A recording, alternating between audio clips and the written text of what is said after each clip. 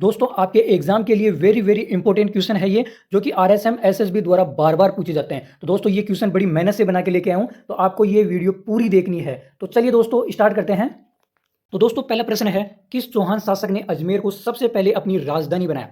तो अजयराज चौहान ने 1113 ईस्वी में अजमेर शहर बसाया और इसे अपनी राजधानी बनाया। तो अजमेर को किसने बसाया था? अजयराज चौहान ने बसाया था, और अजयराज चौहान ने ही 1113 ईस्वी में इसको अपनी राजधानी बनाया। अजमेर को राजस्थान का हृदय, अंडों की टोकरी, राष्ट्रीय राजमार्गों का चौराहा कहा जाता है। अजमेर के अंदर अजमेरू दुर्ग, जिसे तारागढ़ दुर्ग भी कहते हैं, ये स्थित है। तो चलते हैं नेक्स्ट क्वेश्चन पर। नेक्स्ट क्वेश्चन है, रावण हत्था किस प्रकार का वाद्य यंत्र है? तो रावण हत्था है, यह एक तत्ववाद्य यंत्र है। इसके बारे में हम डिटेल देखेंगे। नारियल की कटोरी जो बांस के साथ लगी होती है, उस पर खाल मंडी होती है। बांस में जगह जगह खूंटियां लगाई होती है, जिसमें तार बंधे होते हैं। इसमें बजाने वाली जो गज होती है धनुष के समान होती है, जिस पर घोड़े के बाल और दंतयुक्त बाल होते हैं। इस वाद्य यंत्र का प्रयोग पाबूजी के अनुयायी भोपे समुदाय करते हैं, और डूंगर जी जुआर जी के जो भोपे होते हैं इसी वाद्य यंत्र का उपयोग करते हैं। ये आपको पीछे फोटो भी दिख रही होगी। तो दोस्तों नेक्स्ट क्वेश्चन है, किस प्रतिहार राजा के काल में प्रसिद्ध ग्वालियर प्रशस्ति की रचना हुई थी? तो ये राजस्थान की बात है यहाँ पे, वैसे एक मध्य प्रदेश में भी है। राजस्थान ग्वालियर प्रशस्ति की रचना प्रतिहार राजा भोज प्रथम, जिसे मिहिर भोज के नाम से भी जानते हैं, उसके काल में प्रसिद्ध ग्वालियर प्रशस्ति की रचना हुई थी। इस प्रशस्ति के लेखक बालादित्य थे। तो लेखक भी पूछ सकते हैं। 851 ईस्वी में अरब यात्री सुलेमान ने मिहिर भोज की भारत में सबसे बड़ी अश्व सेना बताई है, यानी उन्होंने कहा मिहिर भोज के बारे में कि सबसे ज्यादा अश्व सेना है वो किसके पास है? मिहिर भोज के पास है। ये बात सुलेमान ने कही थी। नेक्स्ट क्वेश्चन है, जयपुर और इंद्रगढ़ में पूरा पाषाण हाथ कुल्हाड़ी की खोज किसने की थी? तो पूरा पाषाण काल के अंदर जो कुल्हाड़ी थी वो जयपुर और इंद्रगढ़ में पाई गई थी। इसकी खोज की थी सी ए हेकेट के द्वारा 1870 ईस्वी में इसकी खोज की गई थी। तो कुल्हाड़ी के जो औजार हैं ये जयपुर और इंद्रगढ़ में पाया गया था। इसकी खोज सी ए हेकेट द्वारा की गई थी।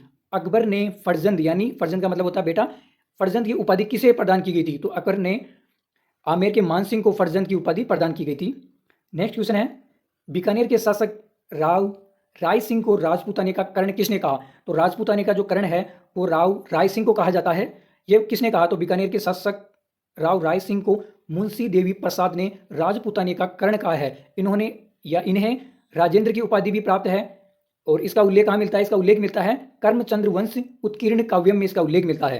तो आपको कमेंट में बताना है कि जो राव राय सिंह है इसको राव की उपाधि किसने दी थी। नेक्स्ट क्वेश्चन है, कवि बांधव नाम से कविताएं कौन लिखा करता था? कवि बांधव के नाम से कौन लिखता था कविताएं?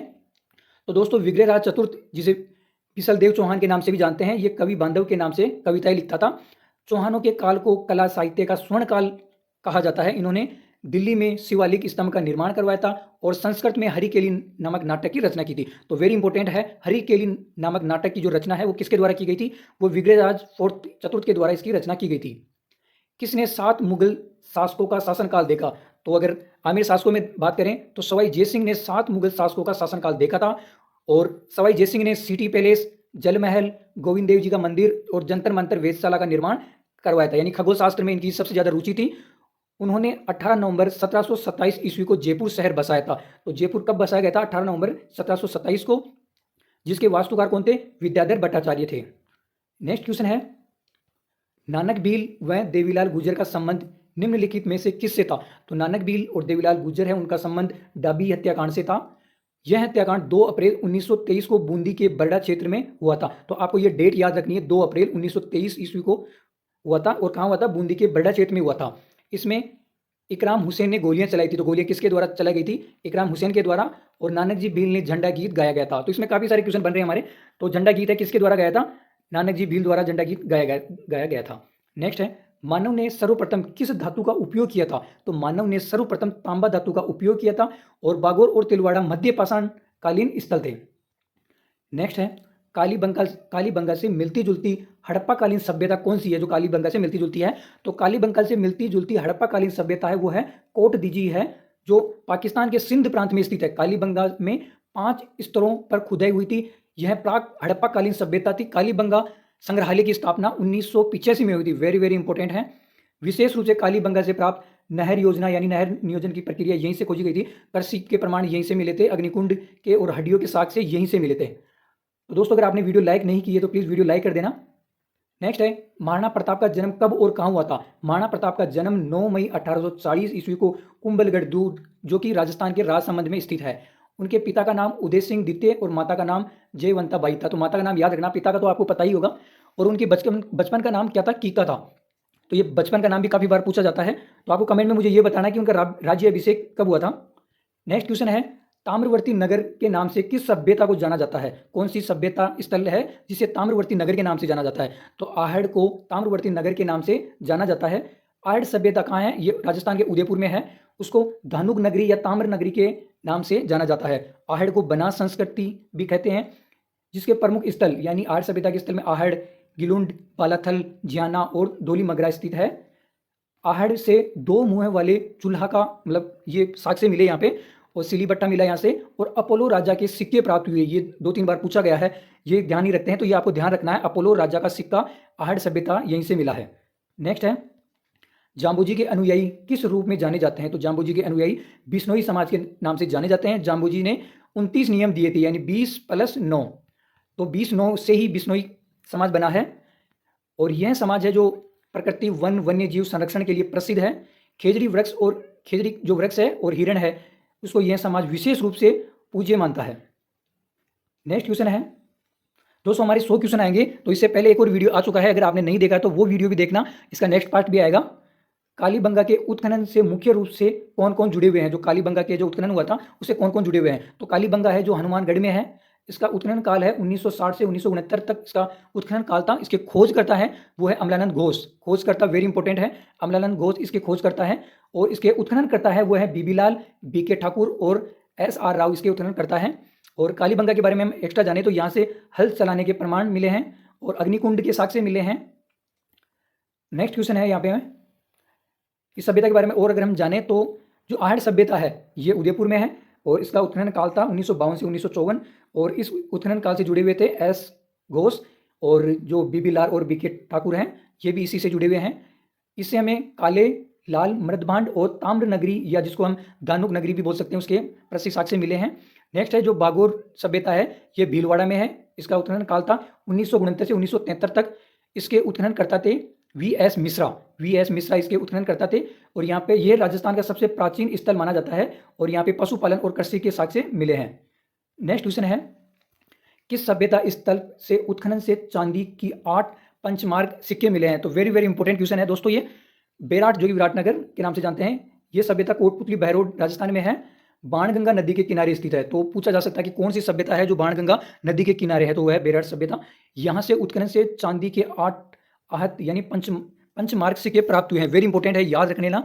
पंचमार्क जो सिक्के हैं वो बेराट सभ्यता से मिले हैं। कहाँ पे, ये कोटपुतली बहरोड में है। इसके अतिरिक्त यहाँ हिंदू यूनानी शासक राजा मिनेंडर के सिक्के भी प्राप्त हुए हैं। साथ ही यहाँ बौद्ध तथा मौर्यकालीन संस्कृति के संबंधित अवशेष भी मिले हैं, ये भी आपको ध्यान रखना है। दोस्तों वीडियो को लाइक नहीं किए हो तो प्लीज़ वीडियो को लाइक कर देना, चैनल को सब्सक्राइब कर देना। 25 मार्च 1948 को गठित संयुक्त राजस्थान का प्रधानमंत्री कौन था। जो 1948 के 25 मार्च को जो संयुक्त राजस्थान का गठन हुआ था, उसमें 25 मार्च 1948 को गठित राजस्थान के प्रधानमंत्री गोकुलराव असावा को बनाया गया था। तो एक बार हम सभी प्रधानमंत्री की बात कर लेते हैं जो गठित राजस्थान का जो गठन हुआ था उस समय थे। तो इसके लिए आपको एक ट्रिक याद करनी है, सोगो माही ये ट्रिक है, ये याद करनी है।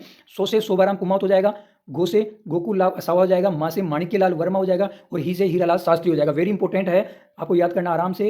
नेक्स्ट क्वेश्चन है एकीकरण के विलय पत्र पर हस्ताक्षर करते हुए किस शासक ने कहा कि मैं अपनी डेथ वारंट पर हस्ताक्षर कर रहा हूं। ये बहुत बार एग्जाम में पूछा गया, बहुत बार पूछा गया, आपको रट लेना है आराम से। ये विलय पत्र पर हस्ताक्षर करते हुए ये बांसवाड़ा के महारावल चंद्रवीर सिंह ने कहा था। ये कहाँ के थे, बांसवाड़ा के थे। सबसे पहले विलय पत्र पर हस्ताक्षर करने वाले कौन थे, ये थे महाराजा सादुल सिंह, यानी बीकानेर प्रजामंडल ने सबसे पहले हस्ताक्षर किए थे। ये कौन थे, वहाँ के सादुल सिंह थे।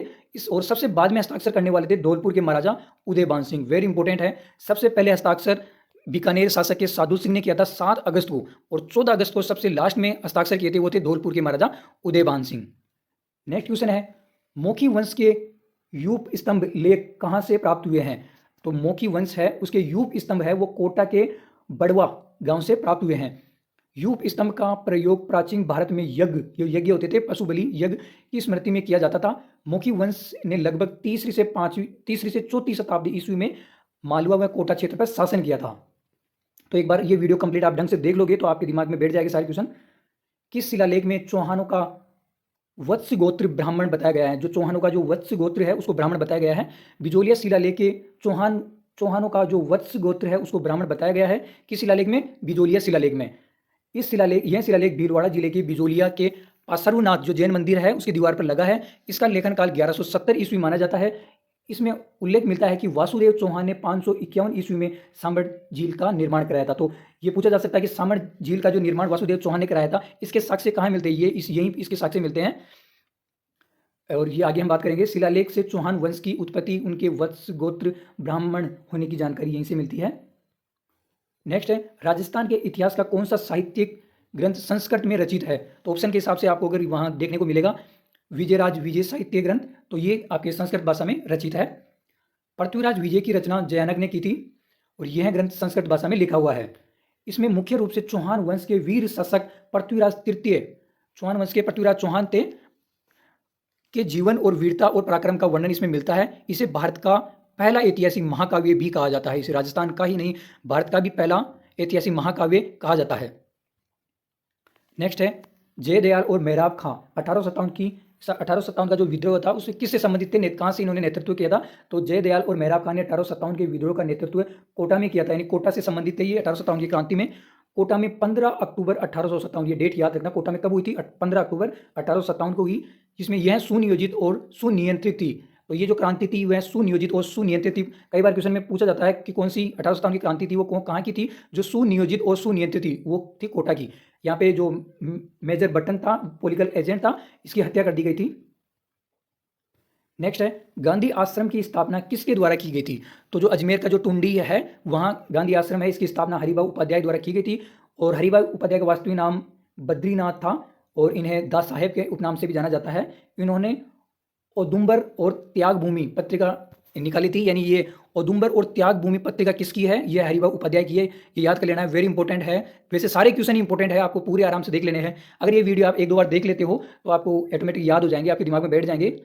सिटी पैलेस का निर्माण किसने कराया था? तो सवाई जय सिंह द्वितीय ने सिटी पैलेस का निर्माण करवाया था। यह जयपुर का राजमहल है। यहाँ पर महाराजा सवाई मान सिंह द्वितीय संग्रहालय भी स्थित है। तो हवा महल कब बना था? हवा महल बना था 1799 ईस्वी में। किसने बनाया था? सवाई प्रताप सिंह ने बनाया था। जंतर मंतर कब बना था? ये 1728 में बना था। किसने बनाया था? सवाई जय सिंह द्वितीय ने बनाया था। और सिटी पैलेस आपको पता है सवाई जय सिंह द्वितीय ने बनाया था। नेक्स्ट है, पृथ्वीराज रासो किस भाषा में रचित है और इसके रचयिता कौन है? जो पृथ्वीराज रासो है ये ब्रह्म भाषा या फिर हिंदी जो अपभ्रंश भाषा इसका मिश्रित है, कई बार इसका अपभ्रंश भाषा भी आ सकता है। ये एक महाकाव्य है, इसके रचयिता चंद बरदाई है। पृथ्वीराज रासो के रचयिता चंद बरदाई है, जो पृथ्वीराज चौहान के दरबारी कवि और उनके घनिष्ठ मित्र थे, यानी कि उनकी मृत्यु हुई थी उस समय भी उनके साथ थे। यह काव्य मुख्यतः पृथ्वीराज चौहान के जीवन, उनके शौर्य, ऐतिहासिक युद्ध का वर्णन करता है। इसे राजस्थान का ही नहीं बल्कि संपूर्ण भारत की वीर गाथा काव्य परंपरा का प्रमुख ग्रंथ माना जाता है। तो दोस्तों ये हमारे क्वेश्चन कंप्लीट हुए हैं। इससे पहले जो पार्ट आया था वो भी जरूर देखना, नेक्स्ट पार्ट आएगा वो भी जरूर देखना, और वीडियो को लाइक कर देना, चैनल को सब्सक्राइब कर देना। धन्यवाद।